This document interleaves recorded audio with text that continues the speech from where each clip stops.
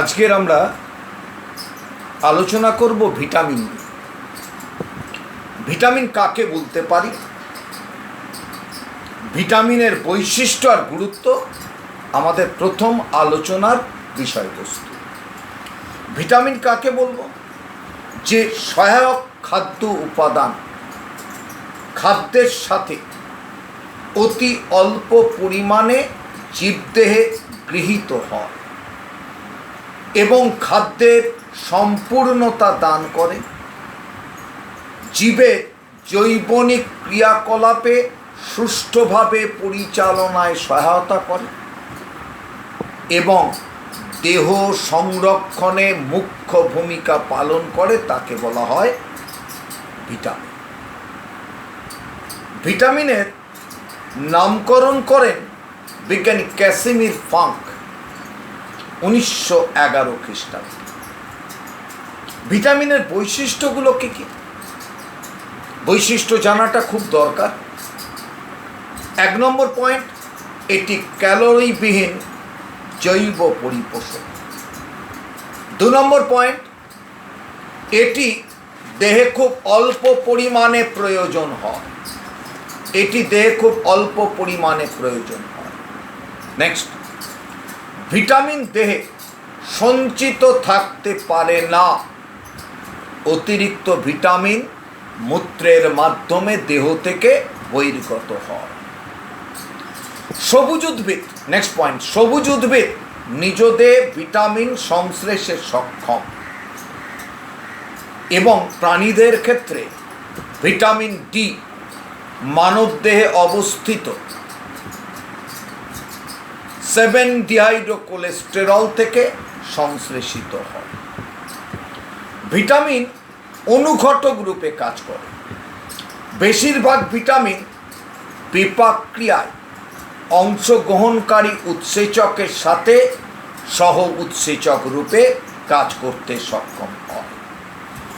Vitamin প্রাণীদের সরাসরি শোষিত হয়, পাচনের কোনো প্রয়োজনীয়তা নেই। ভিটামিনের গুরুত্বগুলো কী কী? প্রথম গুরুত্বটা কি? এটি এক প্রকার জৈব রাসায়নিক বস্তু, খাদ্যের সাথে অল্প পরিমাণে বর্তমান থেকে খাদ্যের সম্পূর্ণতা দান করে।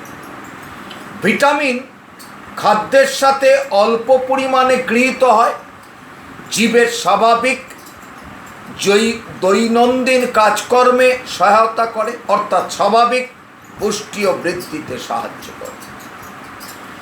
ভিটামিন দেহে রোগ প্রতিরোধ ক্ষমতা বৃদ্ধি করে, অর্থাৎ দেহ সংরক্ষণে প্রত্যক্ষ ভূমিকা বর্তমান। ভিটামিন চোখে, রড ও কোন কোষে ফটোকেমিক্যাল রিয়াকশন বা ফটোকেমিক্যাল বিক্রিয়াতে অংশগ্রহণ করে, রেটিনার সক্রিয়তা প্রদানে সহায়তা করে থাকে। যেমন ভিটামিন এ অস্থি ও দাঁত গঠনে সহায়তা করে ভিটামিন ডি, ত্বকের কর্মক্ষমতা এবং স্বাভাবিক সুস্থতা বজায় রাখার জন্য ভিটামিন একান্ত প্রয়োজন। যেমন ভিটামিন এ স্বাভাবিক প্রজনন ক্ষমতা বজায় রাখতে, ভ্রূণের স্বাভাবিক বৃদ্ধিতে সহায়তা করে।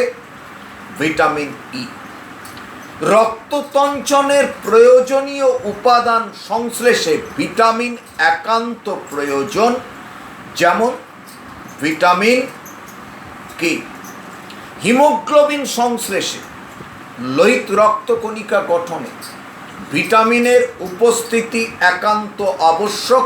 যেমন ভিটামিন বি কমপ্লেক্স রক্তবাহের স্থিতিস্থাপকতা বজায় রাখা, দেহ প্রতিরোধ ক্ষমতা বজায় রাখা বা প্রতিরোধ ক্ষমতা সৃষ্টি হতে সাহায্য করে ভিটামিন, যেমন ভিটামিন সি বলা হয়ে থাকে। এখন ভিটামিনের আরও কয়েকটা প্রয়োজনীয় অংশ আমরা আলোচনা করতে সক্ষম হয়ে থাকব এবং যেগুলি একান্তভাবে আমাদের দেহে এটার প্রয়োজনীয়তা আবশ্যক। আমরা কয়েকটা আলোচনা করব। আদি ভিটামিন বা প্রোভিটামিন কাকে বলবো? যেসব জৈব যৌগ থেকে প্রাণীদেহ ভিটামিন সংশ্লেষ করতে সক্ষম, যেসব জৈব যৌগ থেকে প্রাণীদেহ বিভিন্ন ভিটামিন সংশ্লেষ করতে সক্ষম তাদেরকে প্রোভিটামিন বা আদি ভিটামিন বলে। যেমন ভিটামিন এ প্রোভিটামিন হলো কি? Beta carotene. নাম্বার 2, আর্গোস্টেরল ও 7-ডিহাইড্রোকোলেস্টেরল হলো ভিটামিন ডির প্রোভিটামিন। সিউডোভিটামিন কাকে বলব? যেসব জৈব যৌগ ভিটামিনের আকৃতি সম্পন্ন কিন্তু ভিটামিনের গুণ সম্পন্ন নয় তাকে বলতে পারি সিউডোভিটামিন। যেমন ভিটামিন বি12 এর সিউডোভিটামিনের নাম কি? Methyl cobalamin. নেক্সট, অ্যান্টিভিটামিন কাকে বলবো? অ্যান্টিভিটামিন বলতে কি বুঝবো? যে সমস্ত জৈব বস্তুর রাসায়নিক গঠন ভিটামিনের মতো এবং যারা উৎসেচকের সঙ্গে ভিটামিনের জায়গায় যুক্ত হয়ে ভিটামিনের কার্যে বাধা দান করে তাদেরকে বলা হয়ে থাকে অ্যান্টিভিটামিন। এই অ্যান্টিভিটামিনের উদাহরণ কী হবে? ভিটামিন বি2 এর অ্যান্টিভিটামিন গ্যালাক্টোফ্ল্যাভিন, আবার ভিটামিন বি1 এর অ্যান্টিভিটামিন অক্সিথিয়ামিন এবং পাইরিথিয়ামিন। দ্রাব্যতা অনুযায়ী ভিটামিনকে দুটো ভাগে ভাগ করা হয়। একটা হচ্ছে তোমার কি না স্নেহ পদার্থে দ্রবণীয় ভিটামিন, আর একটা হচ্ছে তোমার কি না জলে দ্রবণীয় ভিটামিন। স্নেহ পদার্থে দ্রবণীয় ভিটামিন হচ্ছে vitamin A, vitamin D, vitamin A, vitamin K. জলে দ্রবণীয় ভিটামিন হচ্ছে, জলে দ্রবণীয় ভিটামিনের উদাহরণ হচ্ছে ভিটামিন বি, ভিটামিন সি এবং সিলেবাসের বাইরে পি। ভিটামিন এ, আমরা ভিটামিনগুলোকে কতকগুলো ভাগে ভাগ করব। কীরকম? ভিটামিনগুলোকে প্রথমে রাসায়নিক নাম, উৎস, এরপর হচ্ছে অভাবজনিত লক্ষণ এবং তার কাজ, 3-4টে ভাগে ভাগ করতে পারে। ভিটামিন এর রাসায়নিক নাম কি? ভিটামিন এর রাসায়নিক নাম হচ্ছে তোমার রেটিনল। রেটিনল হচ্ছে এর রাসায়নিক নাম। উদ্ভিজ্জ উৎস কি? ভিটামিন এর উদ্ভিজ্জ উৎস হচ্ছে গাজর, টমেটো, পালং শাক, বাঁধাকপি, আম, পেয়ারা। প্রাণীজ উৎস দুধ, মাখন, ডিমের কুসুম ইত্যাদি। এখন ভিটামিন এর কাজ কি? শারীরবৃত্তীয় কাজ কি? দেহের স্বাভাবিক এবং সামগ্রিক বৃদ্ধিতে সহায়তা করে। নাম্বার 2, চোখের আবরণী কলাস্তর গঠন করে, দৃষ্টিশক্তি অক্ষুণ্ণ রাখে, স্নায়ুকোষ ও স্নায়ুতন্তুর পুষ্টিকার্য সম্পন্ন করে, হাড় ও দাঁতের গঠন এবং হাড় ও দাঁতের কার্যকারিতা বজায় রাখে, পেশির পুষ্টি বজায় রাখে, পেশিস্থিত প্রোটিন অ্যাক্টিন ও মায়োসিন প্রোটিন ফিলামেন্টকে সুগঠিত রাখে, জননাঙ্গের গঠন ও কাজ নিয়ন্ত্রণ করে এবং সংক্রমণ প্রতিরোধ করতে মূলত সক্ষম হয়। এখন ভিটামিন এর অভাবজনিত লক্ষণটা কি হতে পারে? প্রথমে ভিটামিনের অভাবজনিত লক্ষণ যে নেকটালোপিয়া বা রাতকানা রোগ। ভিটামিন এর অভাবে চোখের রেটিনায় রডকোষ সংলগ্ন রোডোপসিন পিগমেন্ট সুগঠিত হয় না, তৈরি হয় না। এই জন্য ব্যক্তি মৃদু আলোতে দেখতে সক্ষম হয় না। অর্থাৎ দেখা যাচ্ছে কি ভিটামিন এর অভাবে মানবদের চক্ষুতে রেটিনিন ও ফোটোপসিন প্রোটিনের সক্রিয়তা বৃদ্ধি পায় না যদি ভিটামিন এর অভাব থাকে। নেক্সট, এরপর হচ্ছে জেরপ্থ্যালমিয়া।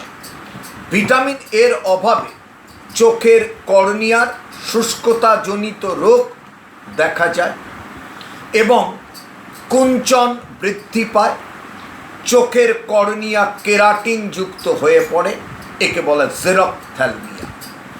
কেরাটোম্যালেশিয়া, ভিটামিন এর অভাবে চোখের কর্নিয়া কেরাটিন যুক্ত হয়ে পড়ে এবং খুলে যায়, একে বলা কেরাটোম্যালেশিয়া।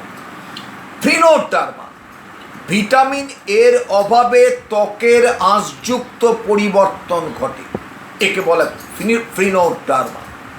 জেরোস্টোমিয়া, ভিটামিন এর অভাবে আমাদের লালা গ্রন্থি কোষ নষ্ট হয়ে যায়, লালা নিঃসরণ বন্ধ হয়, একে বলা হয়ে থাকে জেরোস্টোমিয়া। বিটট বিন্দু, ভিটামিন এর অভাবে কর্নিয়া সংলগ্ন কনজাংটিভাতে তৈরি, কর্নিয়া সংলগ্ন কনজাংটিভাতে তৈরি ত্রিকোণাকৃতি সাদা বা পিতাভ দাগ বৃদ্ধি পায়, একে আমরা বলতে পারি কি বিটট বিন্দু। নেক্সট হচ্ছে ভিটামিন ডি। ভিটামিন ডির রাসায়নিক নাম কি? ক্যালসিফেরল বা কোক্যালসিফেরল, একে অ্যান্টি র্যাকাইটিক ভিটামিন বলা হয়ে থাকে। ভিটামিন ডির উদ্ভিজ্জ উৎস কি? বাঁধাকপি উদ্ভিজ্জ তেল। প্রাণীজ উৎস কড মাছ, হাঙর মাছ, হ্যালিবার্ড মাছের তেল, এবং আমরা দেখি সামুদ্রিক মাছ, দুধ, ডিমের মধ্যে বর্তমান থাকে। ভিটামিন ডির শারীরবৃত্তীয় কাজ কি? এটি অন্ত্রে ক্যালসিয়াম ও ফসফরাস শোষণ নিয়ন্ত্রণ করে, ক্যালসিয়াম ও ফসফরাস শোষণ নিয়ন্ত্রণ করে। দাঁত ও হাড়ের গঠনে, দাঁত ও হাড়ের পুষ্টিতে সাহায্য করে। প্যারাথাইরয়েড গ্রন্থির কার্যকারিতা অক্ষুণ্ণ রাখতে সক্ষম হয়। ভিটামিন ডি এর অভাবজনিত লক্ষণ কি? শৈশবে ভিটামিন ডি এর অভাবে পাঁজরের বা পরশুকা প্রান্তে তরুণাস্থি ফুলে যায়। তার মানে শৈশবে ভিটামিন ডি এর অভাবে পরশুকা প্রান্তে তরুণাস্থি ফুলে যায়, একে বলতে পারি রিকেট রোজারি বা রিকেট রোজারিও বলা হয়ে থাকে। নেক্সট আমরা কি দেখব? স্কলিওসিস। শৈশবে ভিটামিন ডি এর অভাবে মেরুদণ্ডের কশেরুকা নরম থাকে এবং দেহের ভারের জন্য দেহটা একটু বেঁকে যায়, একে বলা স্কলিওসিস। Pigeon breast. শৈশবে ভিটামিন ডি এর অভাবে ভিটামিন ডি এর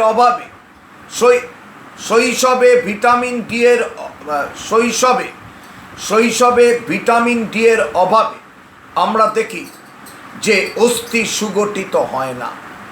তাহলে আমরা কি দেখলাম?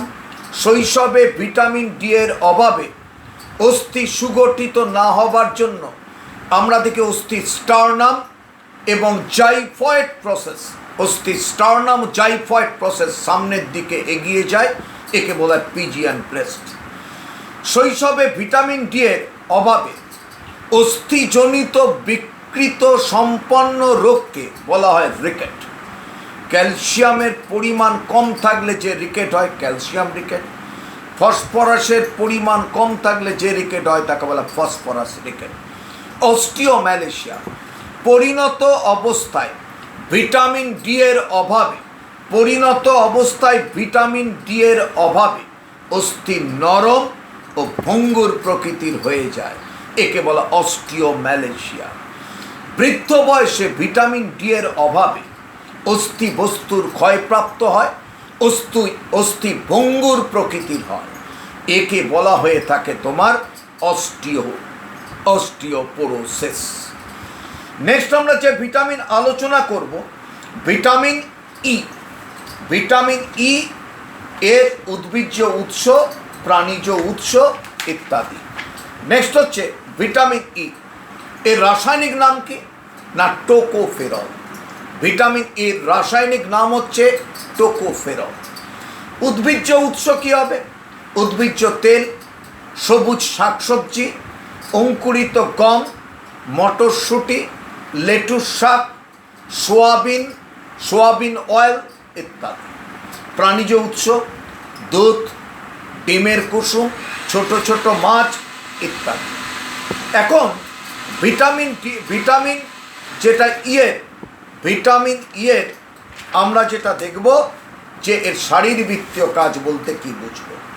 ভিটামিন ইয়ের ফলে শরীরের পেশিসমূহের স্বাভাবিক বিকাশ নিয়ন্ত্রিত হয়, জননাঙ্গ সমূহের বৃদ্ধি ও স্বাভাবিক ক্ষমতা রক্ষিত হয় এবং গর্ভাধান এবং প্রসব নিয়ন্ত্রণ নিয়ন্ত্রিতভাবে সংগঠিত হবার ক্ষমতা রাখে এবং আমরা দেখি ভ্রূণের স্বাভাবিক বৃদ্ধি সংগঠিত হয়, যকৃতের স্বাভাবিক কার্য নিয়ন্ত্রিত হয় এবং শুক্রাণুর পরিণতিতে সহায়তা করতে সক্ষম হয়ে থাকে।